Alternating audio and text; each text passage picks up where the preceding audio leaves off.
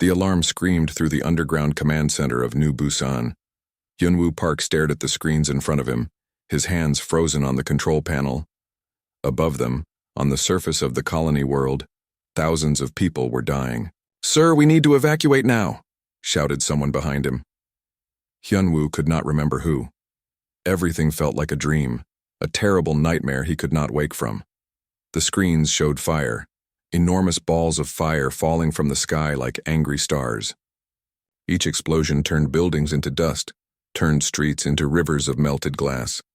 New Busan had been home to 2 million people just minutes ago. Now Hyunwoo watched that number drop with every blast. "Get me a channel to the defense grid," he said, his voice somehow steady despite his shaking hands. His wife and daughter were up there in Sector 7. Sector 7 was already gone. He had watched it disappear in a flash of white light. A young woman ran to his side. Minji Cho, the communications officer. She was barely 25 years old, too young to see this kind of horror. Blood ran down the side of her face from a cut on her forehead. "Sir, the defense satellites are destroyed. All of them. Whatever is attacking us, they took out our defenses first." Hyunwoo pulled up the orbital view, his breath caught in his throat. Ships. Massive ships surrounded the planet like wolves circling wounded prey. They were unlike anything he had ever seen. Dark metal hulls covered in sharp angles, weapons bristling from every surface. These were warships. Real warships. Not the small patrol vessels that humanity used to guard trade routes. "Who are they?" Minji asked, her voice barely a whisper. "I don't know," Hyunwoo said, "but they're killing everyone." On the surface, in the ruins of what had been a shopping district, Commander Daesung Yoon pulled survivors into his patrol frigate. The Incheon's Pride was not built for war. It was a small ship meant to chase pirates and check cargo manifests. But it was all they had. "Move, move!" Daesung shouted as civilians stumbled up the loading ramp. An elderly man fell, and Daesung lifted him easily, practically throwing him into the ship. There was no time for gentleness. Another wave of fire could come any second. The ship's pilot, a woman named Yoonji, called from the cockpit. "Commander, we're getting a transmission. It's from them." "Put it through," Daesung ordered. A face appeared on the screen. It was not human. The creature had scales like a lizard, dark green and glossy.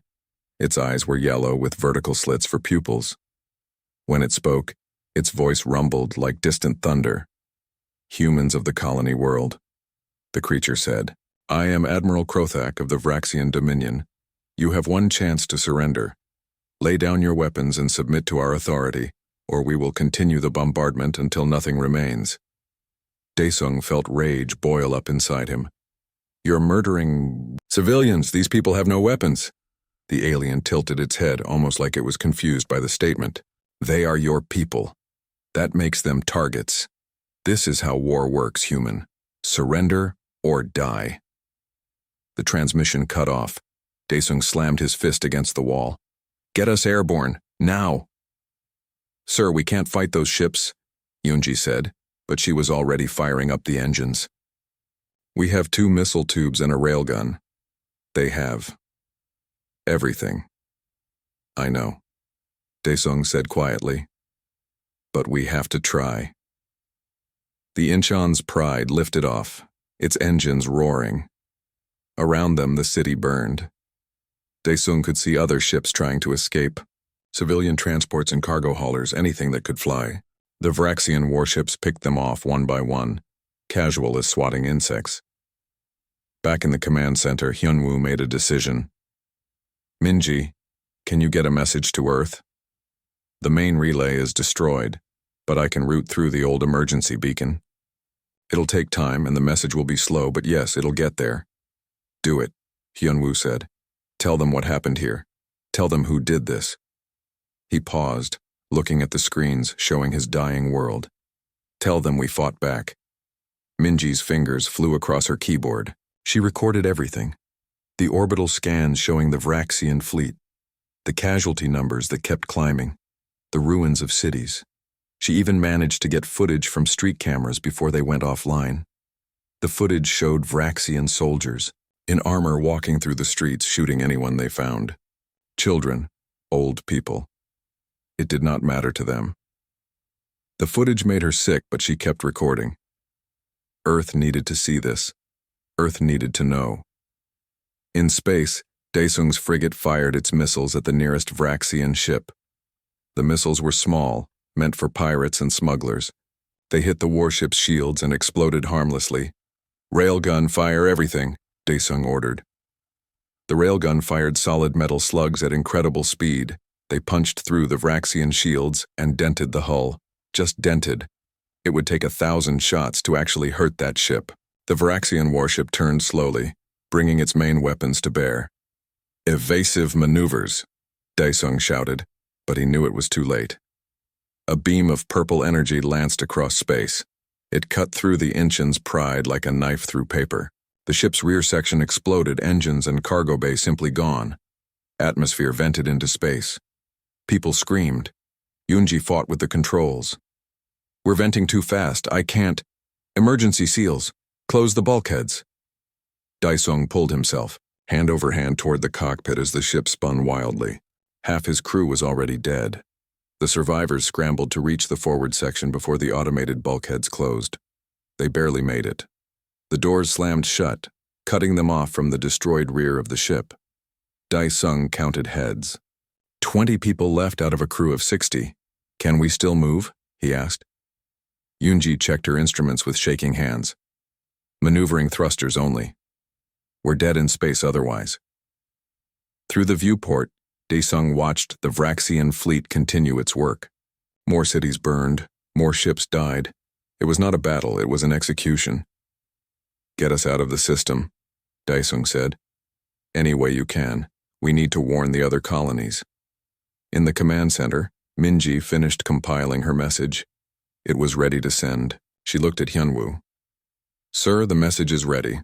But once I send it, they'll track the signal. They'll know we're here."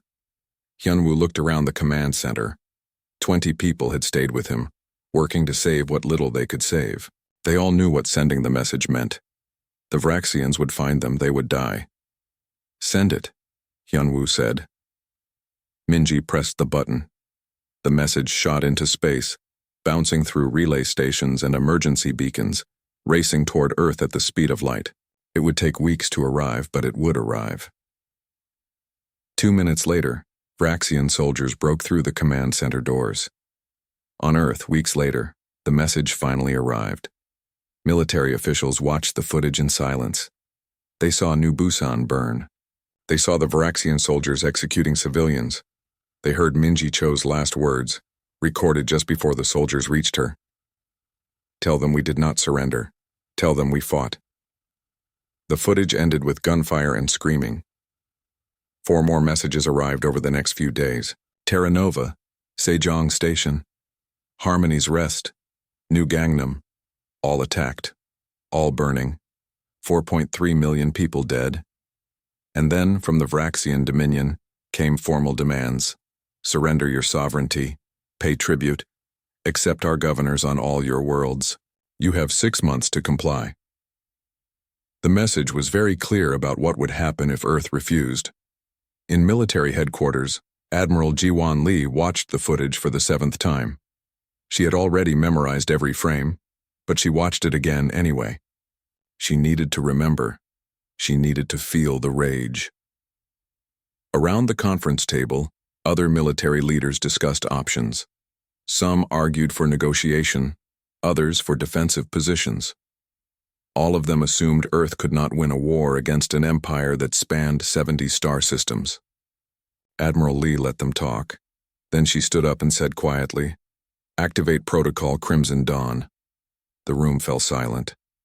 "Admiral, that protocol requires—" someone started.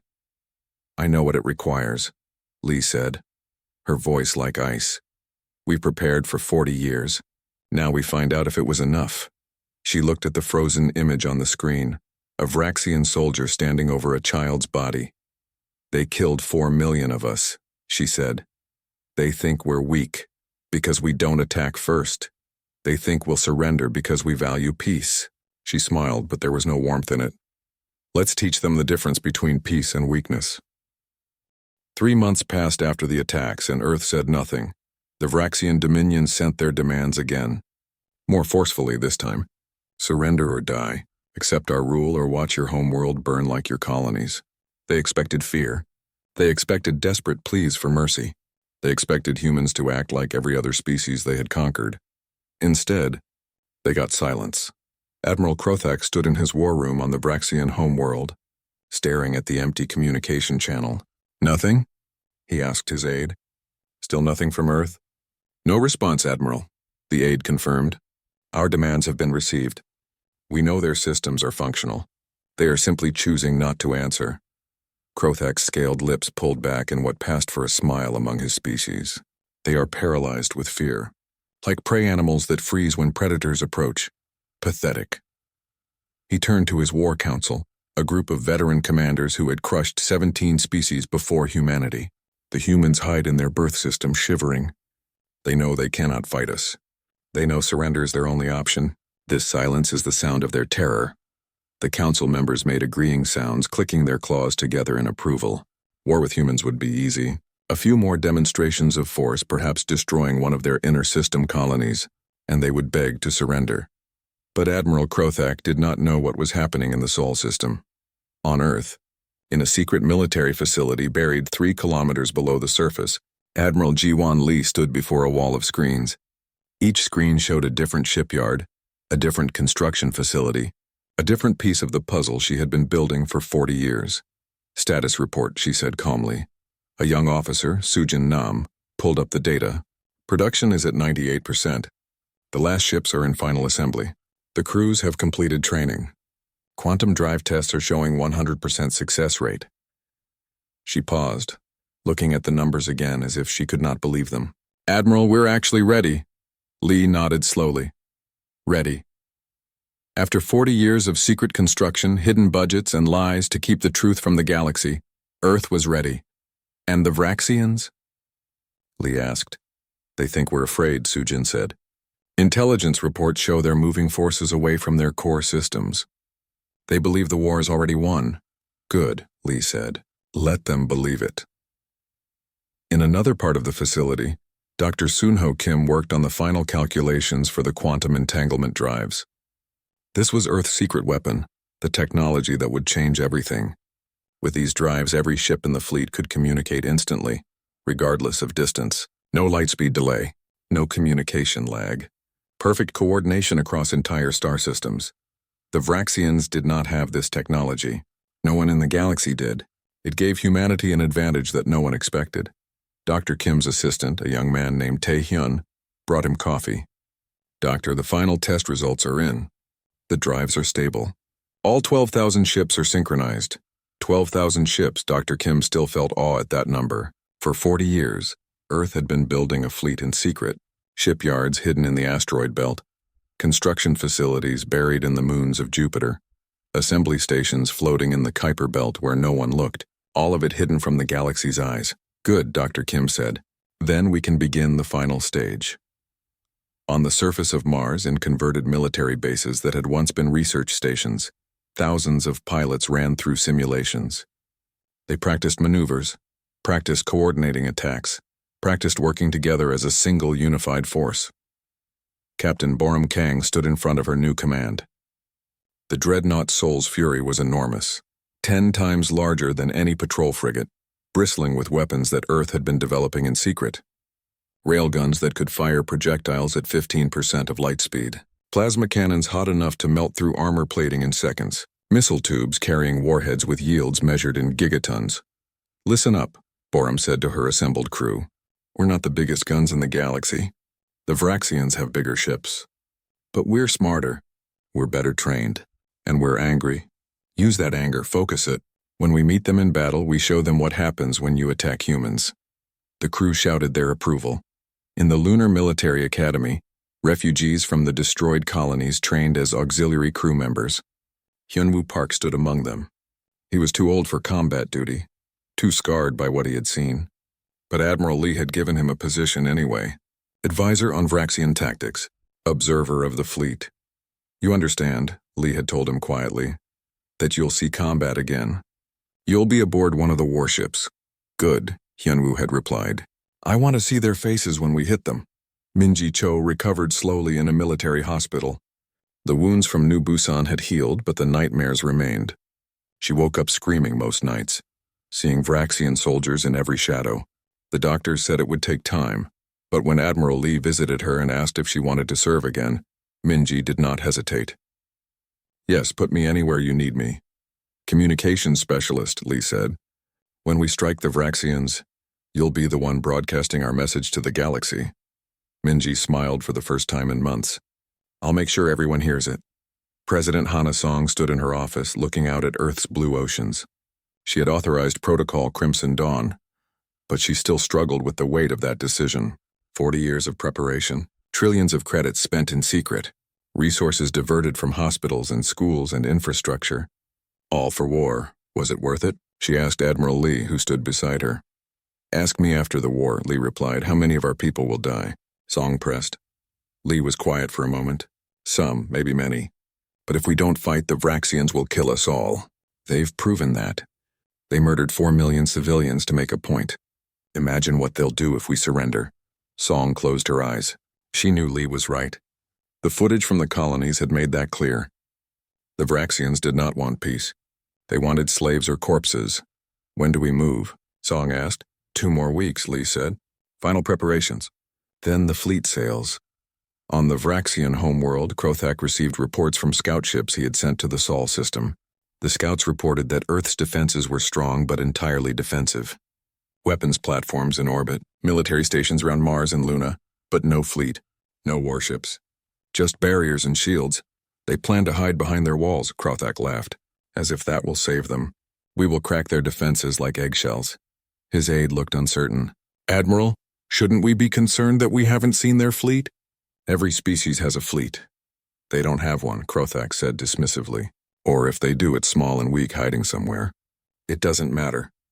In 3 months, we will arrive at Earth with overwhelming force. We will show them what real power looks like. But Krothak was wrong. Earth did have a fleet. It was just invisible. The stealth technology had taken 20 years to perfect. Dr. Kim had worked on it personally, bending quantum physics in ways that should have been impossible. The result was ships that did not just hide from sensors. They bent light around themselves, absorbed all electromagnetic radiation, left no heat signature, no gravitational wake, nothing. 12,000 ships hung in the darkness beyond Neptune, completely invisible to the galaxy. Admiral Lee gave the order. All ships begin departure sequence. We travel through deep space. No jump points. No trade routes. Nothing they can track. We go the long way. The fleet began to move, silent as ghosts. The journey would take 5 months. 5 months of traveling through empty space using routes that no one knew existed, approaches that no sensors watched. On each ship, crews prepared for war. They maintained weapons, ran drills, studied Vraxian tactics, and they remembered. Every person in the fleet had seen the footage from New Busan. They had heard Minji Cho's last transmission. They knew what they were fighting for. Hyunwoo Park stood in the observation deck of the Soul's Fury, watching the stars slide past. Captain Borum stood beside him. You think we can win? Hyunwoo asked. Borum considered the question carefully. The Vraxians have more ships total. They control more territory. On paper, they should defeat us easily. But? Hyunwoo prompted. But they don't know we're coming, Borum said. They think we're weak. They think we'll negotiate or surrender. They've divided their forces across 70 star systems because they don't expect resistance. She smiled grimly. We're going to hit them with everything we have all at once, right at their homeworld. They won't know what happened until it's over. Lieutenant Min-ho Shin, the ship's tactical officer, joined them. Admiral Lee just sent fleet-wide orders. We're implementing Phantom Protocol. 0 emissions, 0 communications except through quantum links. We're going to sail right up to their home system and they won't see us coming until we want them to. 5 months. That's how long the fleet traveled in absolute silence. No one back on Earth knew if they had made it. No one in the galaxy knew they existed. They were ghosts sailing through the dark, carrying the fury of a wounded species. The Vraxians continued preparing for what they thought would be an easy victory. They positioned forces to invade Earth, planned occupation strategies, discussed how to divide human territory among their commanders. Admiral Krothak even recorded a victory message to broadcast across the galaxy. The warning came too late for Admiral Krothak. He sat in his command chamber on Vraxis Prime, reviewing reports from across the Dominion. Everything was going according to plan. In 2 more months, his invasion fleet would arrive at Earth and crush whatever pitiful resistance the humans offered. Then his sensor officer spoke, her voice uncertain. "Admiral, we're detecting something." Krothak did not even look up from his reports. "Something? Be more specific." I can't, sir. The sensors are showing massive energy signatures appearing in our system. They weren't there a moment ago and now they're everywhere." That got Krothak's attention. He looked at the sensor display and felt his blood turn cold. 12,000 contacts. 12,000 ships had simply appeared in his home system, surrounding Vraxis Prime from every direction. "That's impossible," Krothak whispered. "No fleet that size could approach without being detected. Our sensors would have seen them days away." His communications officer turned pale. "Admiral, we're receiving a transmission. It's broadcasting on all frequencies." "Put it through," Krothak ordered, his voice shaking. The screen flickered to life, showing a human woman. She wore a military uniform with stars on her collar. Her face was calm, but her eyes held something that made Krothak's scales itch. This woman had come for blood. "I am Admiral Jiwan Lee of the Terran Defense Fleet," she said. "You killed 4 million of our people. You thought we would not respond. You were wrong." The transmission cut off. Then the sensors registered something new. Every single one of those 12,000 ships was powering weapons. The energy readings were staggering. Krothak had never seen weapons that powerful, not even on the largest Vraxian dreadnoughts. "All forces to battle stations," Krothak roared. "Launch the defense fleet! Get me every ship in the system, now!" On the bridge of the Soul's Fury, Captain Boram Kang watched the Vraxian fleet scramble into action. She felt a grim satisfaction. They looked panicked, disorganized. "Good. Target the orbital defense platforms first," Boram ordered. "I want them gone before they can fire." Lieutenant Minho Shin worked his tactical console with practiced efficiency. Firing solutions locked. "All Vanguard ships report ready." "Fire," Boram said calmly. The Soul's Fury fired its main railgun. The projectile left the ship at 15% of light speed, crossing the distance to the nearest defense platform in seconds. When it hit, the platform simply exploded. One moment it was there, the next moment it was expanding debris and superheated gas. All around Vraxis Prime, hundreds of defense platforms died in the same instant. The Terran Vanguard had struck with perfect precision. Hyunwoo Park stood in the observation area, watching through the reinforced windows. He saw the Vraxian defense platforms explode, saw their ships trying to form defensive formations, saw them realize they were surrounded. "This is for New Busan," he whispered. The Vraxian defense fleet numbered 3,000 ships. In any normal battle, that would have been overwhelming force. But this was not a normal battle. The Terran ships were smaller, but they were faster, better armed, and perfectly coordinated through their quantum communication systems. A Vraxian cruiser fired missiles at the Soul's Fury.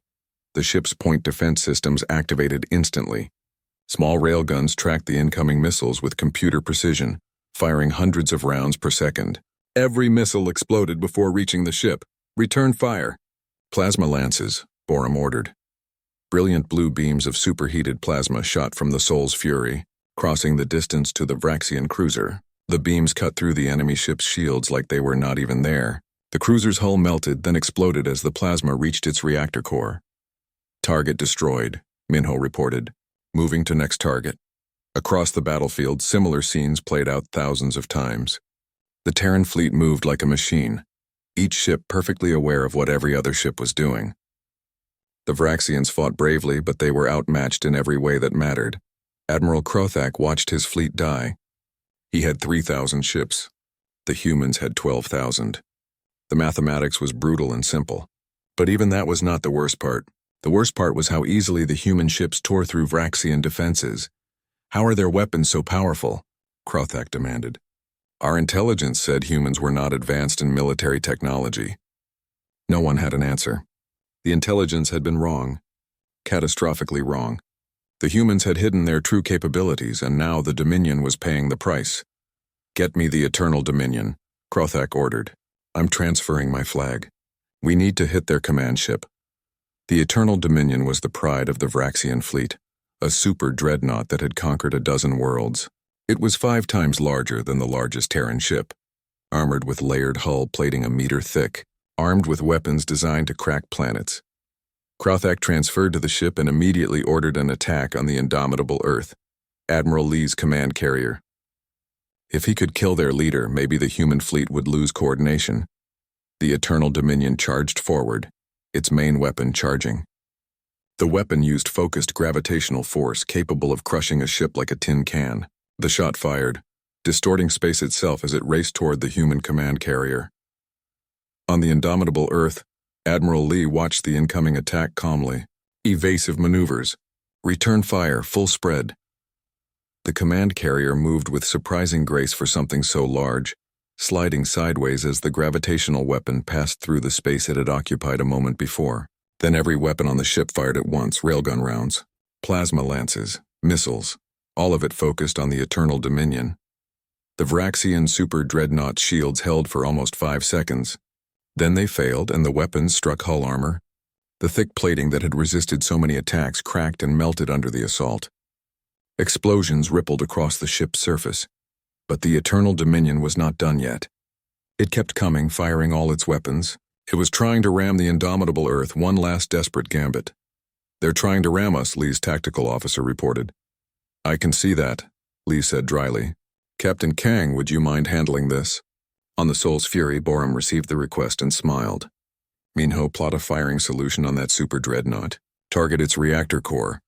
That's deep inside the ship," Minho said.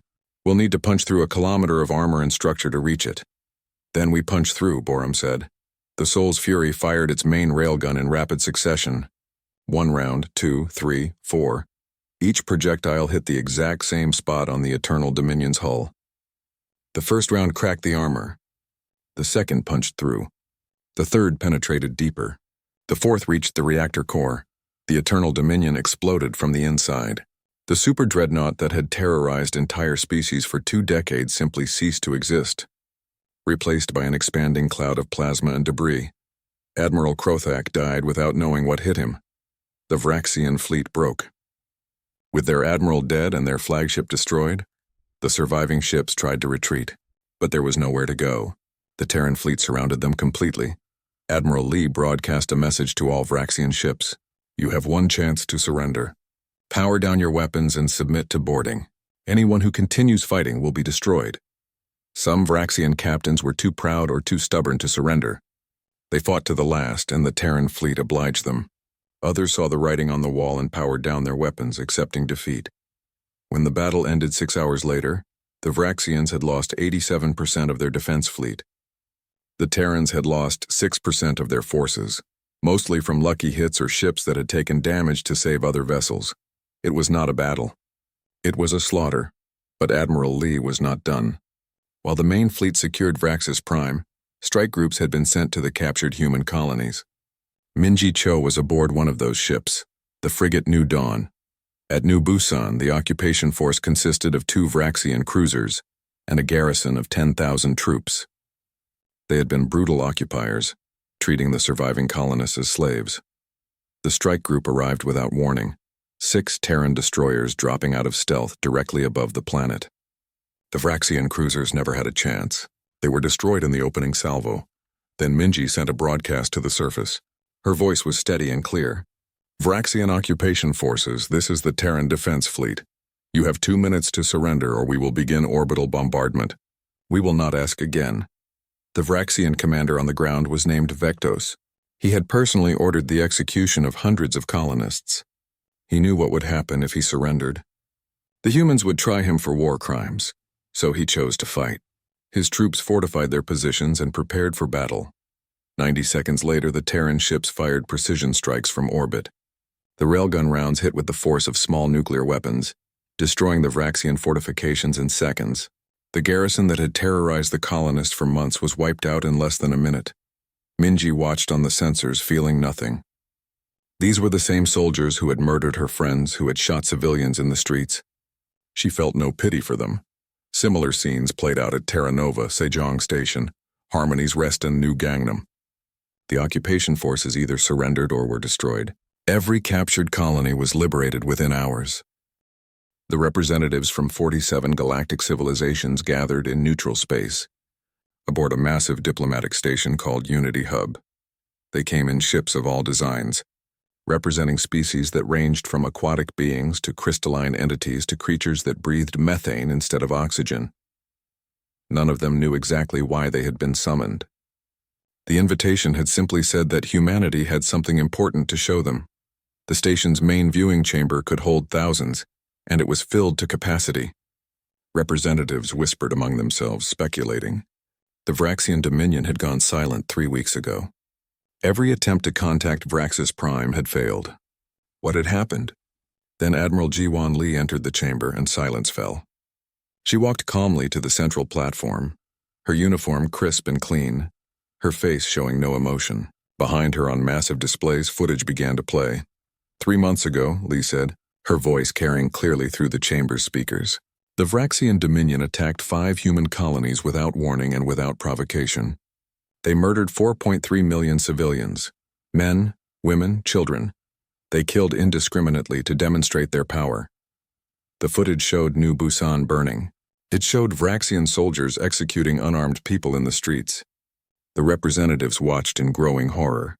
Some species had known the Vraxians were brutal, but seeing the evidence was different from hearing rumors. The Vraxian leadership sent demands to Earth, Li continued. Surrender our sovereignty. Accept their rule. Become their subjects. They expected us to negotiate, to plead, to beg for mercy. She paused. We did not negotiate. We responded. The displays changed, showing the Terran fleet decloaking around Vraxis Prime, 12,000 ships appearing from nowhere. The representatives gasped. No one had known humanity possessed such a fleet. The Battle of Vraxis Prime lasted 6 hours, Li said. The Vraxian defense fleet numbered 3,000 ships. They lost 87%. We lost 6%. Their home defenses are destroyed. Their occupation forces have surrendered or been eliminated. All human colonies are liberated. Li let that sink in. The mathematics were brutal. In a single engagement, humanity had demonstrated military capability that rivaled or exceeded any species in the galaxy.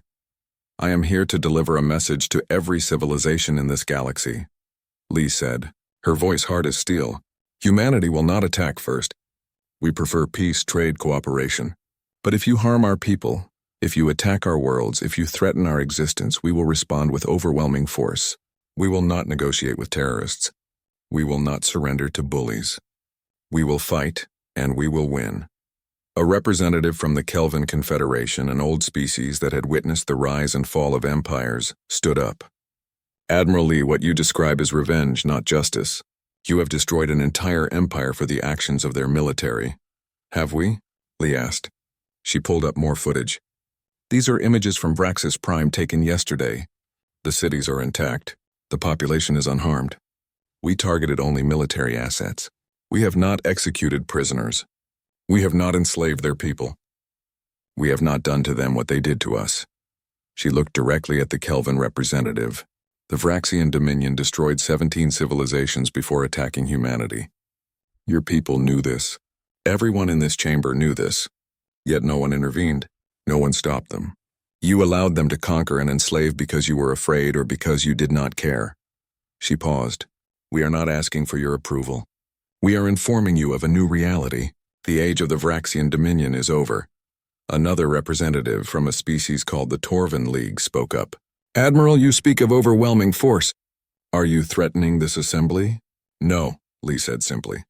I am explaining the Kepler Doctrine, named after the system where New Busan was destroyed. Any species that attacks human civilians will face total military response. Any species that respects our borders and treats our people fairly will find us willing partners for trade and mutual defense. The choice is yours. She pulled up one final image. It showed wreckage floating in orbit around Vraxis Prime. The twisted remains of Vraxian warships. This is what happens to those who choose war with humanity. Learn from the Vraxians' mistake. Li turned to leave, then paused. Oh, one more thing. The 12,000 ships you saw in the footage, that is our first fleet. We have 2 more fleets of equal size currently operational in Sol system.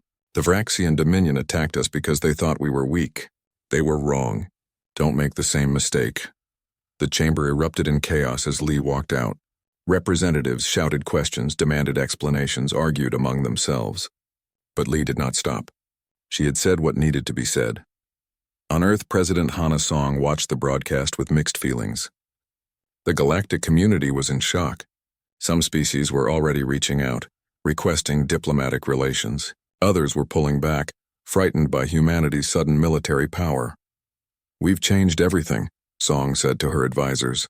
"The balance of power in the galaxy just shifted. Some species will hate us for it. Some species hated us before," Dr. Kim pointed out. "At least now they'll think twice before attacking us." Song nodded. That was the goal, after all. Not conquest, not empire, just security. The guarantee that what happened to New Busan would never happen again. On Vraxis Prime, Captain Borum Kang oversaw the occupation. It was a strange occupation. The Terran forces were not there to enslave or punish the Vraxian people. They were there to ensure the military was dismantled and to prevent further aggression. Borum met with Vraxian civilian leaders daily. They were terrified at first, expecting brutal treatment. Instead, they found humans who were firm but fair. Yes, the military was being dissolved. Yes, war criminals were being arrested and tried. But no, there would be no revenge against civilians. No bombing of cities. No executions in the streets. Why? One Vraxian leader asked Borum.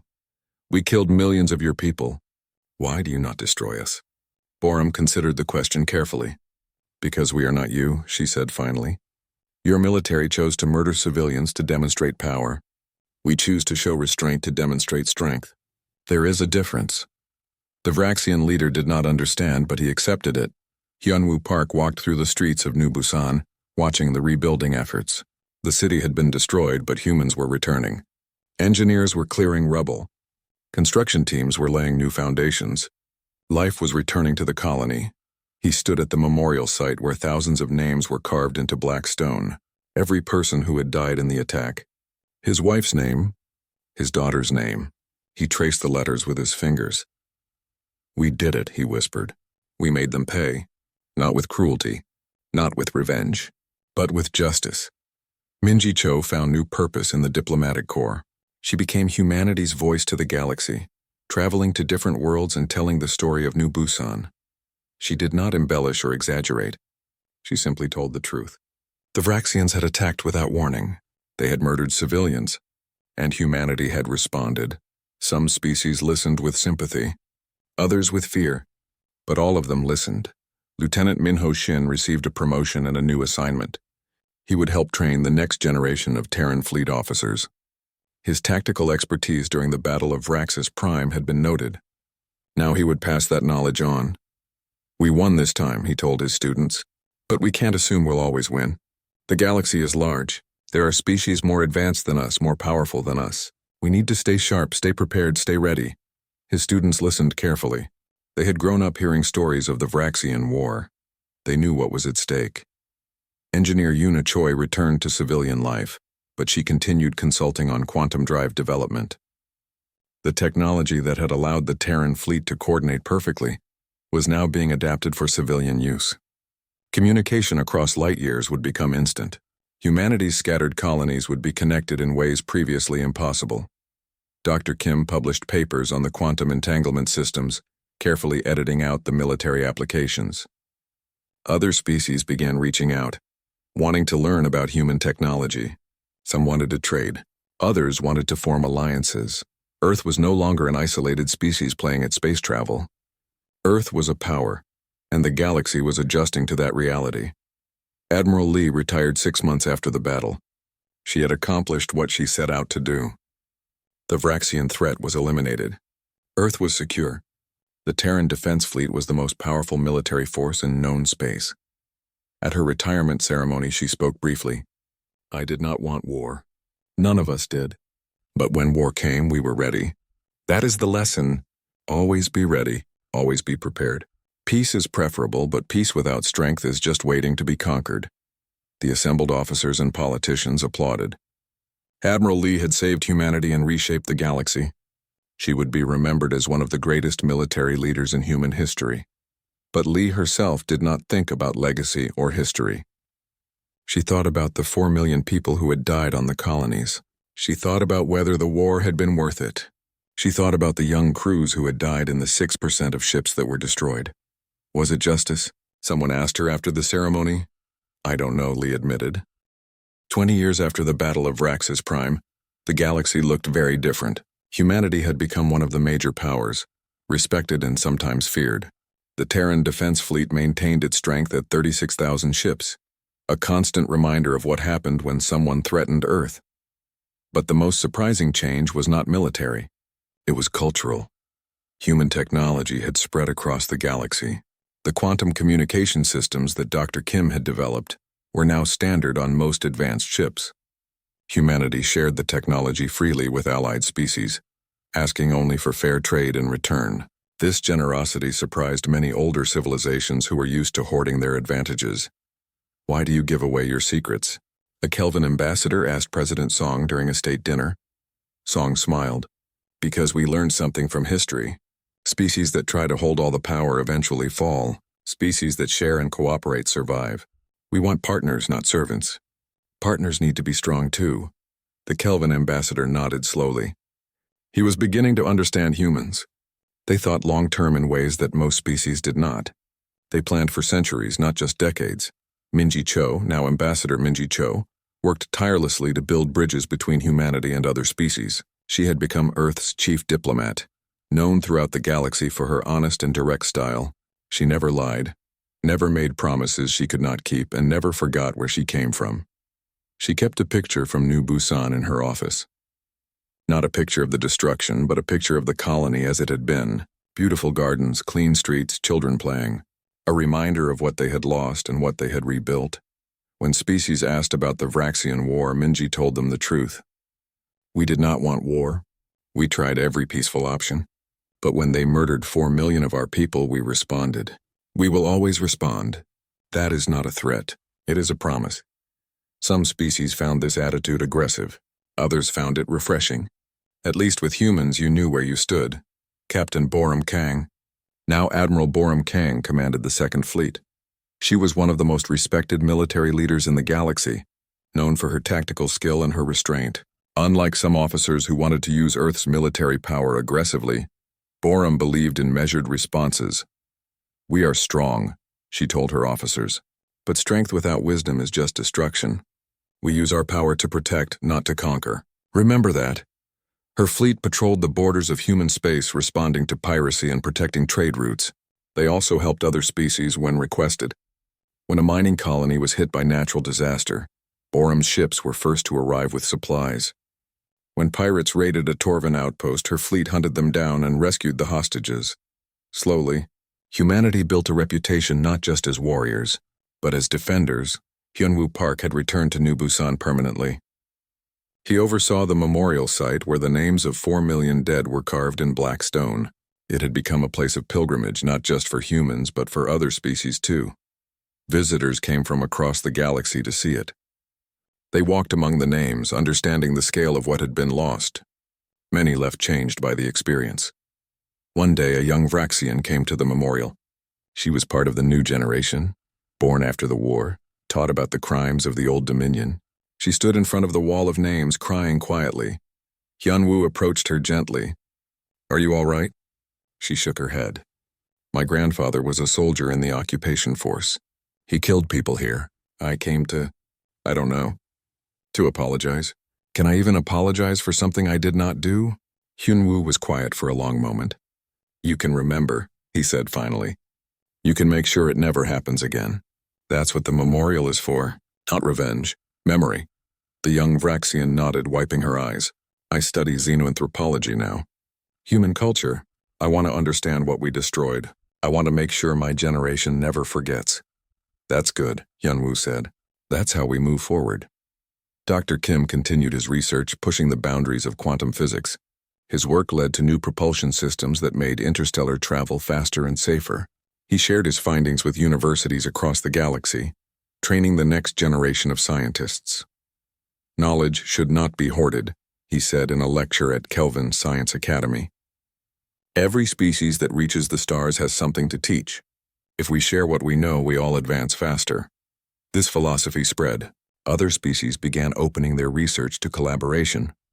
Joint scientific projects brought together minds from a dozen different species, achieving breakthroughs that no single civilization could have made alone. Lieutenant Minho Shin, now Commander Minho Shin, ran the Terran Fleet Academy. He trained thousands of officers, teaching them not just tactics and strategy, but ethics and restraint. You will have incredible power at your fingertips, he told each graduating class. Weapons that can destroy planets. Technology that can end civilizations. But power without responsibility is tyranny. You are guardians, not conquerors. Never forget the difference. His students went on to command ships across the fleet. They carried his lessons with them, maintaining the discipline that had made the Terran fleet so effective. Engineer Yuna Choi opened a civilian shipyard, building commercial vessels that incorporated military-grade safety features. Her ships became known as the most reliable in the galaxy. She employed engineers from multiple species, creating a truly diverse workplace. Humans did not invent everything we use, she said in an interview. We learned from others. We adapted. We improved. That is what we do best. We take good ideas and make them better. President Song served 4 terms before finally retiring. During her time in office, she oversaw Earth's transformation from an isolated species to a galactic power. She negotiated trade agreements, formed alliances, and carefully managed humanity's military strength. Her successor, President Jun-Ho Lee, continued her policies. Earth remained strong but not aggressive, open but not naive, ready for war but hoping for peace. The Vraxian people completed their transformation. The old dominion was gone, replaced by a federation of democratic worlds. They paid reparations for decades, helping rebuild the colonies they had destroyed. Some Vraxians even moved to human space, integrating into human society. It was not easy. Many humans still hated Vraxians for what had been done. But slowly, over years and decades, the wounds healed, not forgotten. Never forgotten, but healed enough that coexistence was possible.